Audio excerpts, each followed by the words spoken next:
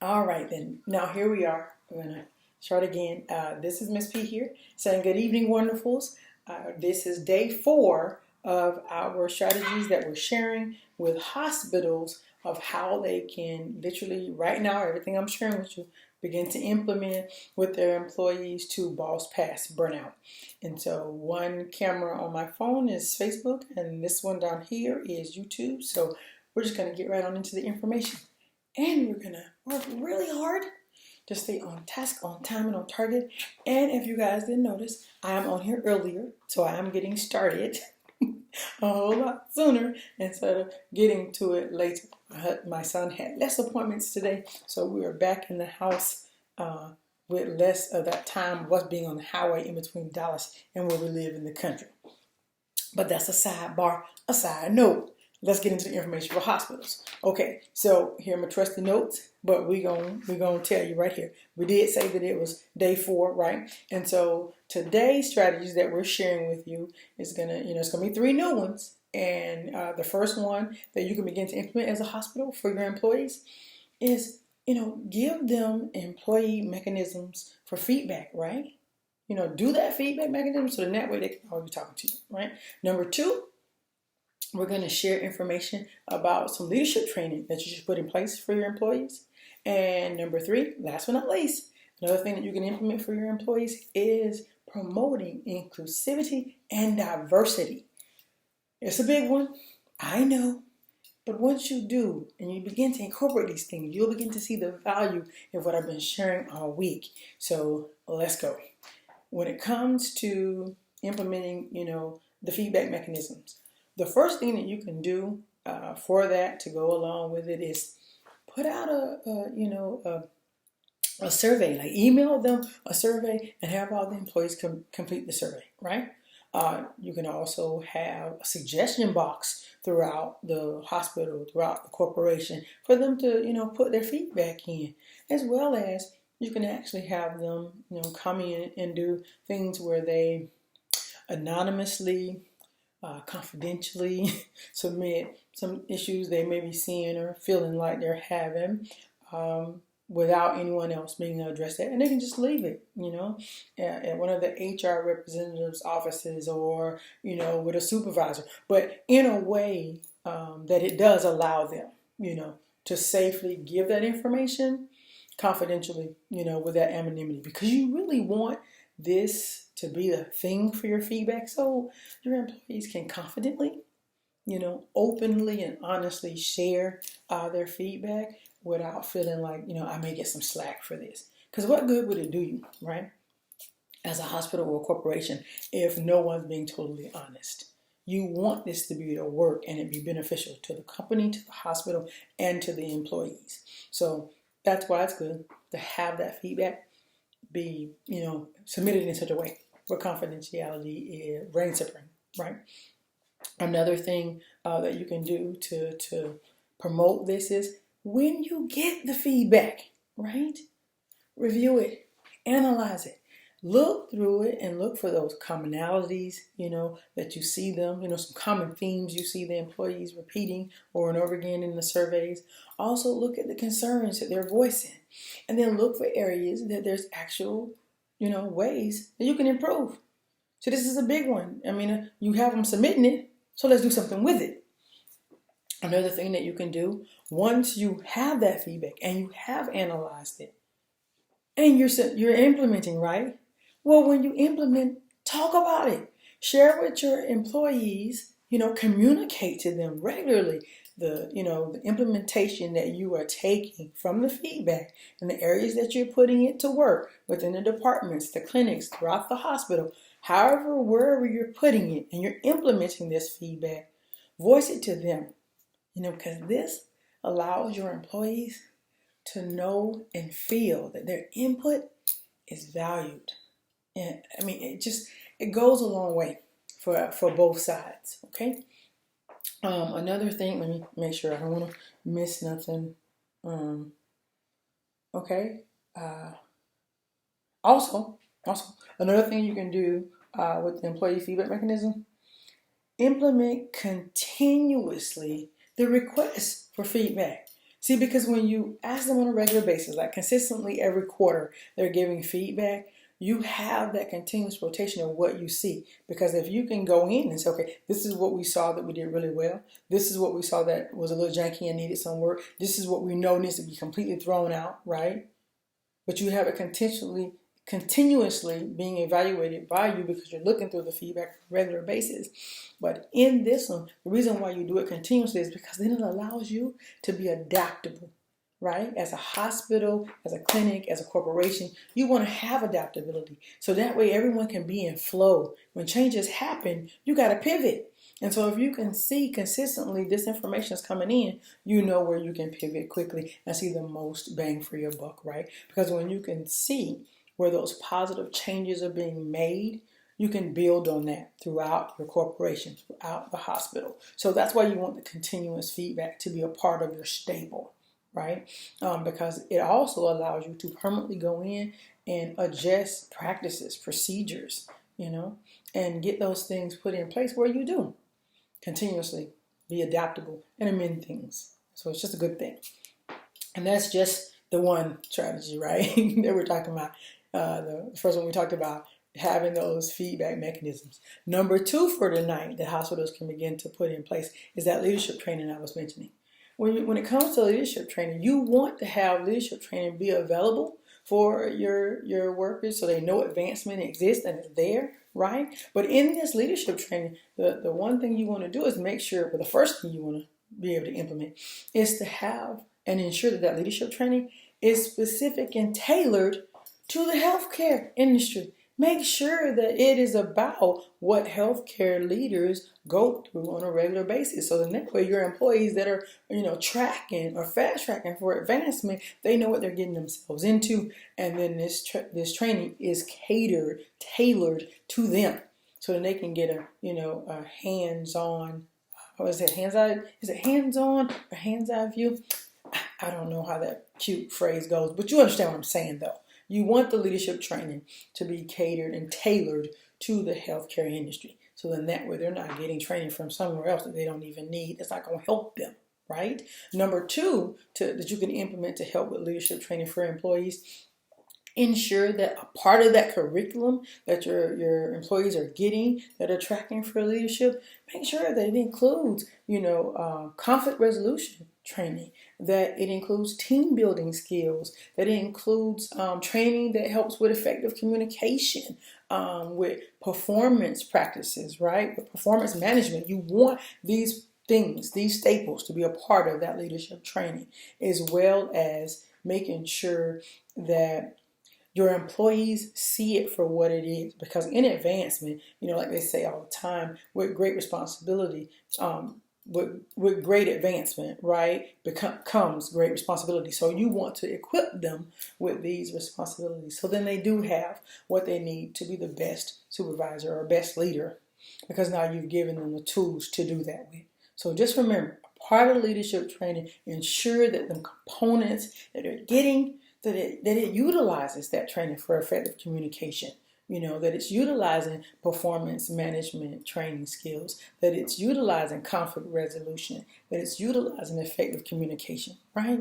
So because if you're including all these things, and I know there's one that I'm missing, conflict resolution, and also make sure that they're getting decision making skills. You don't want them to be without that part of the training as well, because you want them to be able to necessarily, like on a dime, boom, they'll be able to see all the information and then make an informed decision. You want them to have decision-making skills instead of them being like somehow petrified, right, in the middle and not knowing which direction to go in. So ensure you add these. You will begin to see the benefit, right? And one of the last things that you can add for leadership, encourage that they continue their professional development training. Not just, what you teaching them, but go on their own. Get more of this. Make sure they're doing, peer education, seminars, conferences that you're sending them to, forums that they're getting information from other hospitals or conglomerates that are doing what you guys know you've seen you want to do. Have those employees go to that leadership training. So that way they're getting that input from other areas and bringing that back to you guys, so you can implement the good that you wanted from that forum, from that conference, right? So continue. Ensure they continue to get those CUs, and continued education makes a difference. Because again, being adaptable is what's best for everyone. Because things change, right? Things just do. But last but not least, what was the third thing that I said we're going to cover tonight? The third thing is including the strategy for inclusivity and diversity. Promote that.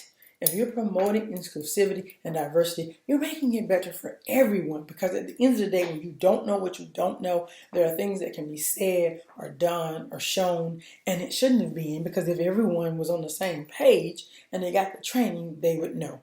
So this way, everybody stays kosher, and it allows advancement and enhancement for everyone. So when you're thinking, the first thing that you can do to include inclusivity and diversity is to make an initiative. You know what I mean? Create a diversity and inclusivity initiative. So that way you can make sure you address things that you need to talk about related to that, like addressing, hiring, and how those practices are, like hiring practices, onboarding, promotion, training, all of those criteria you want in that training. So that way, in that initiative, you're getting the right people, but you're advancing those people who deserve exactly what you're looking for. So that way you include everybody, right? Another thing, a part of inclusivity and diversity, you want to create that culture of inclusivity by fostering a sense of belonging and respecting all employees, regardless of their identity, regardless of their background, or regardless of their perspective. You want everyone to feel and know that they belong, because you hired them. You hired them for a skill set. So at no time do you want them feeling like they're not in the right place, right? So you want to make sure you promote inclusivity and diversity. Another thing is you want to develop that diversity and inclusion initiative that does, like I said, addresses recruitment, hiring, promotion, and retention. See, this practice, it's going to ensure equitable opportunities for all employees. That's why it's such a good one. That's why I repeated it, because I was like, wait, there's some things I didn't say right on that one. I don't want to miss none, because I want you guys to know. But it's a powerful one, because it'll make a world of difference to maybe that group or section that's there in your hospital, there in your clinic, or there in your corporation, but they're not big numbers. But you want them to still know that they're valued and they're important, because they're there doing a job, that they love, helping people. Hospitals are big on everything that they do related to that, because everything about the mission is helping people, right? You're making sure patients stay alive and stay safe. And even if it's just a walk-in procedure, you're still making sure they're most comfortable and that they feel heard while they're there. Same thing for your employees. Same thing. So promoting inclusivity and diversity is a big deal, because it will pay off in the long run for everyone, not just you as a hospital, you as a corporation or a clinic. It will pay off for the employee. Because when you feel heard, cared about, belonging, that camaraderie, it grows. And it's more so than just at work, okay? You'll see the value in it. The other things we want to cover that you can include as a hospital to help your employees right now, boss past burnout, you want to provide diversity training and awareness programs to increase cultural competence, reduce bias, and promote understanding and appreciation of differences. There's nothing wrong with being different. Like I told you the other day, for the longest, when I was little, heard I was too much, right? That, the way I was, oh, you're just so extra. But now I'm more than 50. I am okay with me. So you want, as a hospital and a corporation, to be able to instill and help your employees. If any of that hasn't clicked in for them yet, you can teach them and show them. It's okay to be you. Your differences are valued here. It may have not been where they came from, but see, you can't do nothing about where they came from. You only can do something to help them where they are right now, under your watchful eye, at your hospital, giving back to your people and your patients every day. So, yeah, you want to pour into them, okay? Also, establish employee resource groups, affinity networks to support that underrepresented group. Like I was saying before, if it's a smaller niche of them that are here, make sure they understand that their value. You want to provide that platform so they can share, their experiences, and they can network, and have advocacy there for them in their area, because they're the smaller portion of the whole. But you want everyone, like I said, feeling like they belong and they're welcomed. Last but not least, actively promote diversity in leadership. This is a good one. By implementing strategies that identify, develop, and advance, right? That untapped talent and that diverse talent that's already within your organization. That's what you want to do. You want to give them that heads up. Not because you somehow just saying you finna give away something. No, they ain't shown you and showed up and showed out for your establishment consistently. So now you're making sure you're rewarding them for that with advancement. Like the Cheetos guy story. If you've ever read or watched the bio, I think it's on Netflix, but it talks about that. The baby was a janitor, or he worked in like an assembly section of Cheetos, and then he came up with the idea about the hot Cheeto. And yes, there's some qualms in our environment, hot, kids' tummies and everything. But at the end of the day, everyone knows we shouldn't eat, things that are too spicy or too hot, consistently. Everything needs to be done decent and in order in a tolerable amount, right? No excess, as they say. But all I'm saying is about his story, though, how he got advancement, even though he was for that smaller population from the corporation, as big as it was, as big as Cheetos still is, they rewarded him.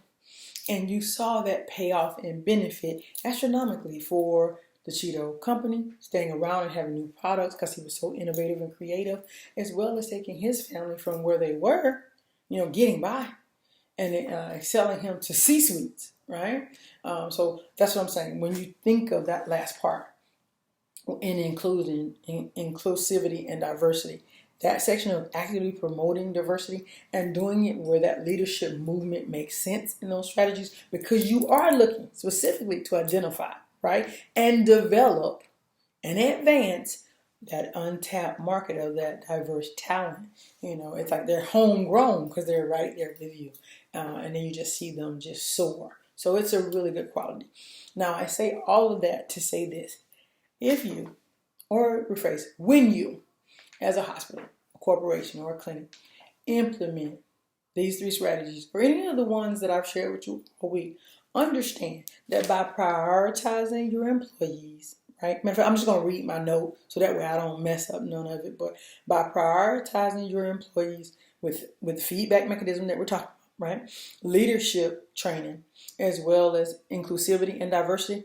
By doing those and promoting that, you're going to create a workplace culture that is so valued when you can see that you support the well-being and the development of engagement of all your employees. All of them. Yourself included, because you work there. As a hospital director or HR representative, you understand. But it's well-being because now you're developing that. And ultimately, this all contributes to improved patient care, organizational success, and regular assessments of this, that monitoring and that progress. It'll be essential. It'll be essential to ensure that these strategies are effectively implemented and they are sustained for the long haul, right? Like, it's just, look, everything I've been sharing this week, it really is to just help you guys get where you're trying to go. I've seen how bad the rate is. I've seen how many good employees or great employees are running for the hills. And all I'm trying to do is pour in value so you guys can easily and effortlessly, in a perfect way, be able to implement with your employees right now. Okay, that's enough for me. This is Ms. P here of Implement Knowledge Institute. Thanking every single one of you for listening. I send you much love, success, and support energy you all's way. And you and your families, please take care, stay healthy, and stay safe. Love you guys. Later. Oh, I will see you tomorrow for number 5, for day 5 of supportive strategies for hospitals. Gotta remember. And also, if you want to dig deeper with how we can help hospitals, we have a complimentary masterclass next week. So just know somewhere on this page, on this live, you'll be able to go to the bio and click the link to register. I just want to invite you to it so that way you can get more questions answered from me. So it'll be next Wednesday, but I'm going to put the link here tonight. You guys take care. And again, have a wonderful evening. Take care. Later.